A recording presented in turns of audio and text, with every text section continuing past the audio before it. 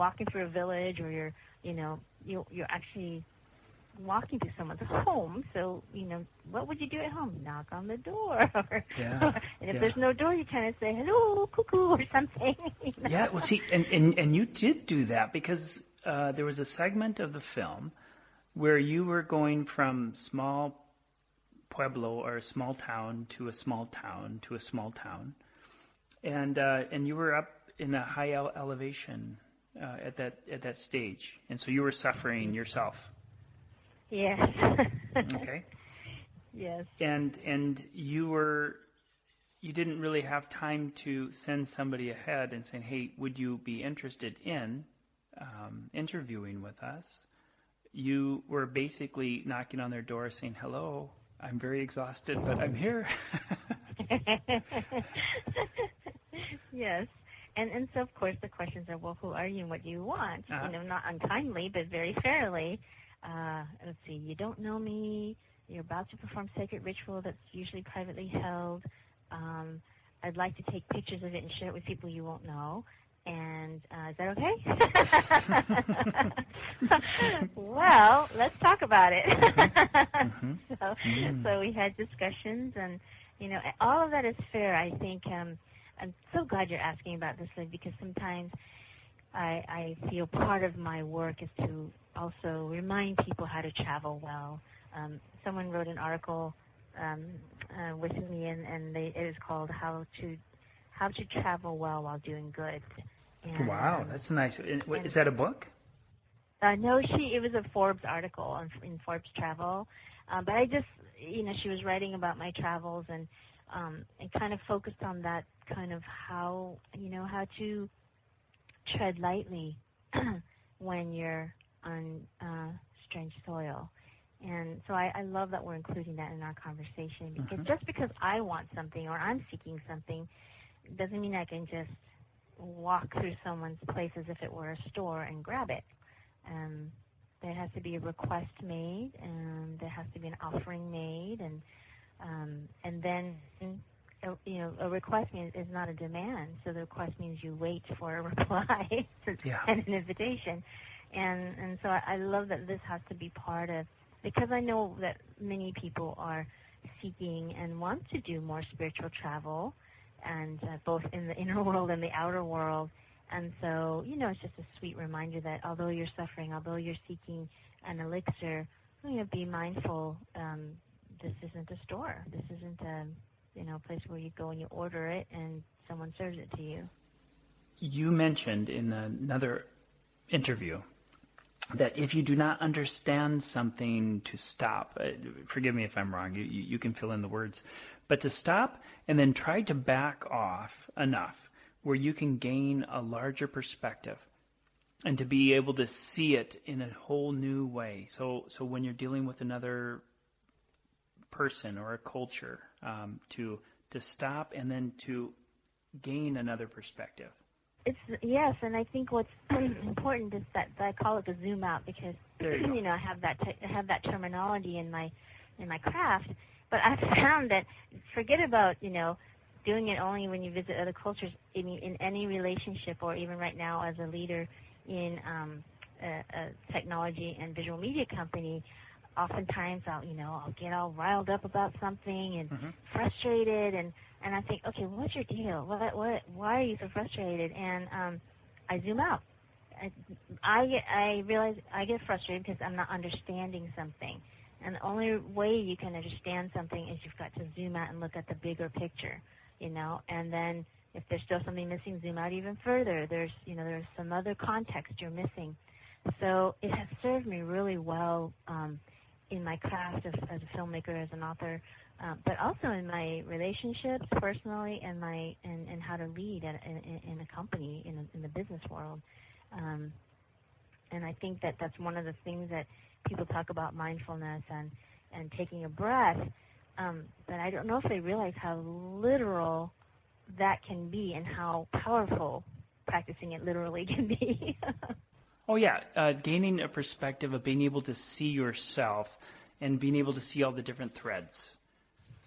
Yeah, I think it's not only looking at oneself, but first you have to, of course, be aware of, your reaction or your emotions around it.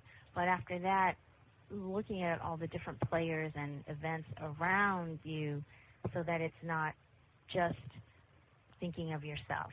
And so being self-aware versus being only self-focused, I think the zoom out for me is be self-aware first and then zoom out so that your focus is not just on yourself, but what is happening around you, you know, what is the environment, what are the circumstances, what's happening in everybody else's world. And, you know, it's kind of part of that idea of not making any assumptions per the 4 agreements. Miguel Ruiz, no?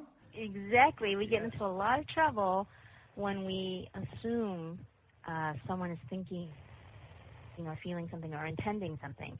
And I think that's tricky too for people who are healers or intuitives, because we can tend to sometimes think we know everything because we see a lot of things that, you know, maybe not everyone can see, but that we still have many blind spots. And I think that zoom out for anyone, but particularly for people who are intuitive, allows us to have more of a normalcy in our relationships.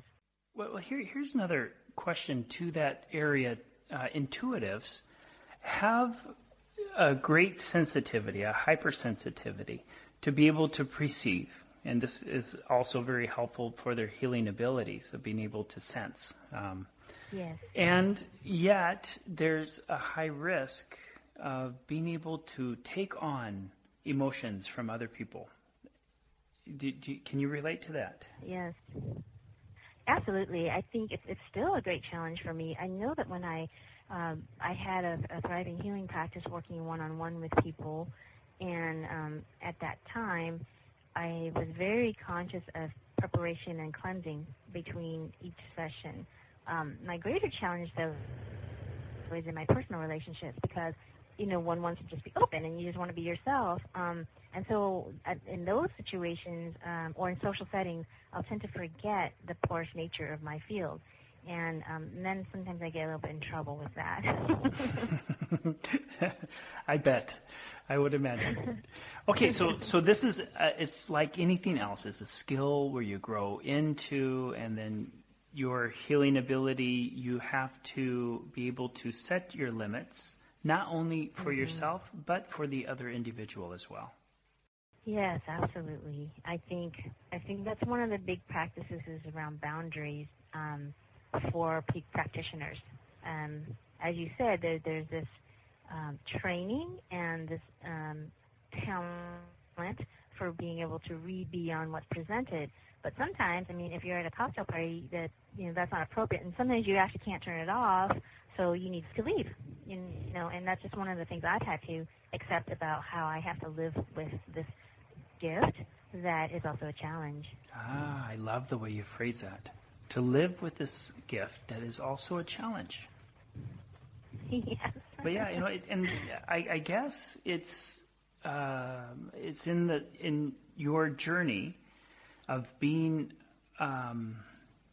hyper. I don't like the word hyper, but being extra sensitive, of being able to perceive and to meet these other healers who do not know you and making their acquaintance at the time, and then the energy that you're expending.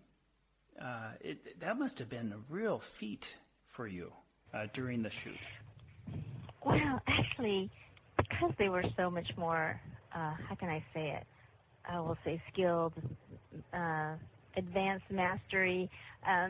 So they were giving so much to me. I think my greater challenge during the journey that you see in the film and that I write about in the book is that at that time I was receiving so much that my challenge was, how do I process all this? And you know, it really came to me later that it took me so long to finish the film and the book because I had to process everything that was given to me in order to share about it. And so I think it was kind of the opposite, Slade. I wish I could say, I was just so sensitive, and they blew me out when I read them. But it was kind of the opposite, where they were just like, oh, girl, you need help, and here we go. I saw you challenged several times, or at least once. Yeah. You were being read by one medicine person, and he was kind of saying, "Hey you." That guy. Do you know who I'm talking about? Yes, okay. I do. Yes, I bet you do. And you felt disturbed after his reading because he really challenged you. Yeah, they all did. I mean, it was kind of fun. That's one thing I didn't expect. Particularly, I thought I was going to be more protected by the camera, by the guise of the filmmaker who's just objective. But oh no, they just really called me out and challenged my faith, challenged my reticence to really step into who I am. And I was much younger then too, so. You're at that dangerous age where you think you know. Oh, dear, yes. And you're made to understand how much you don't know and how much there's work to be done. And so it's I did not expect that. So how old were you when you first set out on this journey? I was in my 30s. Okay. Yeah. So, and now I'm 51 and have a little more wisdom than I had then. Wow, you still look like you're in your 20s. Oh, thank you. Probably some kind of magical photoshopping. Well, I tell you what, I mean, this is the way I kind of see this. If people who are living their authentic self will always have kind of like an internal light, and that light is what is seen. From the outside.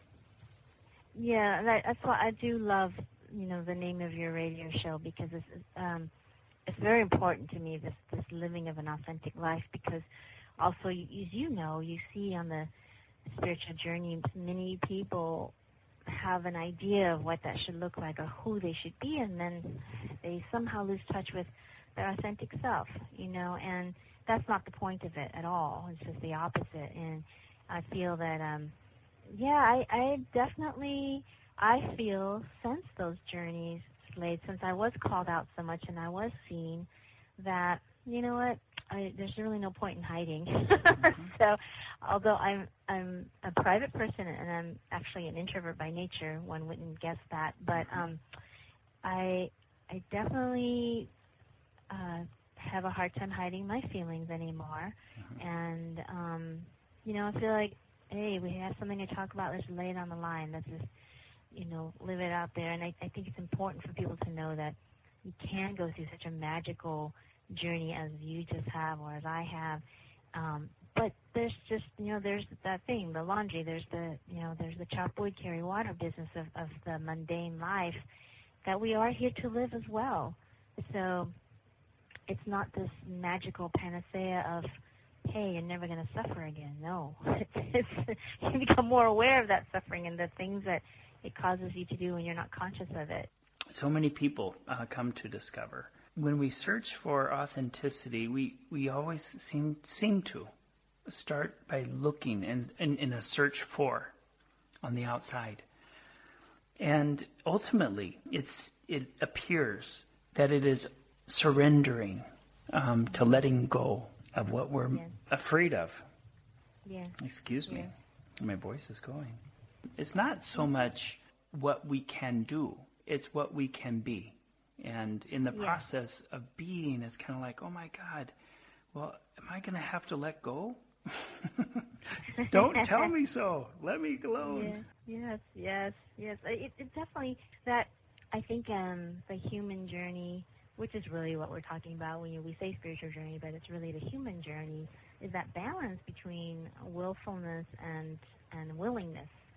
So we have to have enough will, to get out of bed if we want to cross the street and go get breakfast.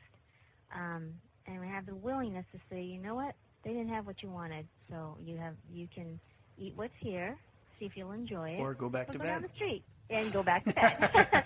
Yes, exactly. So try another day. And so I think that's for me, this whole balance of apparent dualities. And is it will? Is it willingness? Is it surrender? Is it fight? And it's yes, all those things. Well, it seems like we, in our Western world, do wonderful